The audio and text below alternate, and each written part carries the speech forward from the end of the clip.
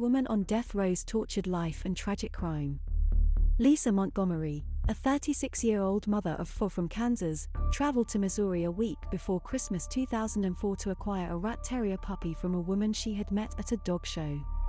She was not retrieving a pet that day. She took an infant home after murdering the mother. She clamped the umbilical cord and wiped the infant girl on the way home. Montgomery told her husband she was pregnant for months despite having been sterilized before they met. She called him to tell him she went into labor while shopping and gave birth at a clinic. The couple informed friends and family of their daughter's birth at home. Montgomery was arrested at home the next day. The father received the unharmed infant. A jury sentenced Montgomery to death for particularly atrocious murder after she confessed. Montgomery strangled Bobby Jo Stinnett, 23, and sliced open her abdomen to remove her 8-month-old pregnancy after playing with the dogs in the backyard. After almost 20 years, the Trump administration resumed executions last summer. 7 federal executions have occurred since they began. Montgomery, the sole woman on federal death row, will be executed by lethal injection on December 8 at the Te'ote Federal Penitentiary. She will be the first federal female convict executed in almost 70 years. Her death comes a month before President-elect Joe Biden's inauguration, who has promised to abolish the federal death penalty. Montgomery has exhausted all appeals and is considering litigation. In the next few weeks, Montgomery's clemency petition will ask Trump to lower his sentence to life without parole. Some atrocities are universally hated and evoke a basic response of disgust and retaliation. That includes pregnancy-related violence. But unthinking anger about the crime's severity leaves little room for investigation regarding Montgomery's motives and whether she merits the harshest criminal justice sentence. Mental disease plagues Montgomery. She needs psychotropic medicines to function. According to her lawyers and witnesses, Montgomery endured years of torture-like childhood abuse. She has bipolar disorder with psychotic symptoms, complicated post-traumatic stress disorder, temporal lobe epilepsy, and cerebellar dysfunction, according to Tennessee federal public defender Amy Harwell. Her early tragedy worsened her family's hereditary tendency to mental disease, according to mental health professionals. Harwell said Mrs. Montgomery was insane during the crime. She always took responsibility. Once properly medicated and in touch with reality, she was deeply sorry, albeit that fluctuates. Montgomery is guilty, period. Should she be executed? Is it moral to execute a woman whose crimes cannot be separated from her mental condition and abusive past? Love, praise, and stability help youngsters become healthy adults. Montgomery and her siblings lived under familial abuse, dysfunction, humiliation, terror, and pain. Judy Shaughnessy, Montgomery's mother, drank frequently while pregnant. John Patterson, Montgomery's 25-year-old military father, was an alcoholic. Diane, his daughter from a previous relationship, was 4 years older than Montgomery. Patterson swore that Shaughnessy was harsh and abusive to both females and felt ashamed that he did not intervene. According to family legend, Montgomery's first words as a toddler were "Don't spank me." Montgomery's older sister, Diane, was the most abused. Diane Mattingly, 57, a Kentucky state government employee, described her childhood in a loveless environment in her first HuffPost interview. She claimed Shaughnessy would hit Mattingly with everything she had, belt or broom. She repeatedly poked her chest with her finger. Her psychological torment was worse. Mattingly said she could find what hurt you most and use it against you. Shaughnessy knew Mattingly was sensitive about abandonment due to her estrangement from her birth mother, so she would strip her naked and throw her out the front door, saying she was kicked out. She would tell me I had to leave and I couldn't take anything since she bought everything, she said. Shaughnessy entertained when the girl's father was away. Mattingly would shield Montgomery from their physical fights. She said Shaughnessy left them in the house with a male babysitter some evenings. She stated a man raped her in the bedroom she shared with Montgomery, then 4. After Shaughnessy and Patterson separated, Child Protective Services withdrew Mattingly from the house, which she credits with saving her life. Mattingly stated Shaughnessy leaned over and told her it was her fault she was taken away as she left. At 8, Mattingly worried about Montgomery without her. When they took me, I assumed they were taking us all. She assumed they knew. Mattingly vomited as the car moved away. I thought, she's still back there. They're stealing me from her. Mattingly said being put with a loving foster home was her luckiest moment. They provided me unconditional love and self-worth, she said. Mattingly believes that living with nurturing people helped her resolve her childhood trauma and become a well-adjusted adult. I've always stated that I am bruised, but not broken, Mattingly muttered with tears. Lisa broke. After I left, no one protected her. She saw her 34 years later at Montgomery's trial. When Montgomery was in kindergarten, her mother remarried Jack Kleiner a few years after Mattingly left. They quickly had 3 kids. Kleiner was unstable and abusive, beating his kids and wife, according to various sources. He would strip the females naked before whipping them. Kleiner moved the family to a trailer on a dead-end road in Spey, Oklahoma, a poor town north of Tulsa, when Montgomery was a teenager. Montgomery relocated 16 times by her teens.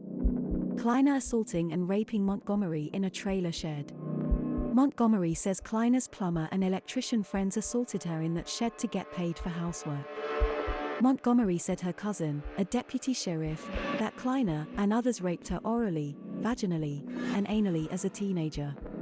She stated it was over and over, one male after the other, and went on for hours, her cousin added in a sworn testimony. They also assaulted. If she was wrong, they battered and slapped her. They urinated on her like trash afterward. Montgomery begged him not to tell anyone because Kleiner would kill her. She also told her stepbrother about the sexual abuse. Lisa informed me that when these men assaulted her, she would go elsewhere in her thoughts and try not to be present, the brother added in a court declaration. Montgomery was 15 when Shaughnessy and Kleiner divorced. Shaughnessy confessed to witnessing her husband raping Montgomery during divorce proceedings. She was his. Shaughnessy said he pumped her. The judge chastised her for not reporting it, but officials did not either. Kleiner was uncharged. Shaughnessy's lawyer briefly referred Montgomery to a therapist. Her mother showed a lack of empathy for Montgomery, who believed the sexual assault was her fault, the counselor said. Catherine Porterfield, a clinical psychologist at the Bellevue, New York University Program for Survivors of Torture who evaluated Montgomery in prison, said children's brains adapt to tolerate continuous anxiety and trauma. To avoid trauma, children may disconnect from their body and feelings. She added that frequent and intense isolation can become more permanent. Porterfield said Lisa Montgomery became a person with deep separation from her body, mind, and experience. Those disconnections had fatal results. They were neurophysiological adaptations to endure relentless assault. Montgomery's adult dysfunction mirrored her childhood. Before sterilization, she married her stepbrother at 18 and had 4 children in 5 years. Her relatives swore that her mental health drastically degraded following that. She moved frequently, drank heavily, did sex work, and mistreated her children. She was often disoriented. Her children called her Martha instead of Mom to wake her up from her trances. Sometimes she was erratic and inappropriate. Her daughter recalls her twirling and skipping in public like a child. It was weird behavior and quite uncomfortable for me as her daughter, she added. Montgomery had delusions too. She claimed pregnancy 5 times following sterilization. The historic records of her at the time are consistent with the idea that she was a completely impaired mentally ill non-functional person who was acting inside her mental illness symptoms, Porterfield said. She said Montgomery was vulnerable to major mental disease. Montgomery's mother and father's families have emotional problems, intellectual handicap, PTSD, and schizophrenia. Porterfield likened prolonged abuse to lighter fluid on a spark. Montgomery's intense childhood trauma caused her to develop a disconnected sense of her emotions, a precarious hold on reality, a completely skewed understanding of human relationships, and a split and damaged sense of herself and of her body, according to her defense expert testimony. Porterfield claimed Montgomery demonstrated dissociation symptoms like jumbled thinking, huge memory gaps, and an inability to remember specific events in her interviews. Montgomery said she looked out the window and told herself a tree was real if she could see it to anchor herself in reality.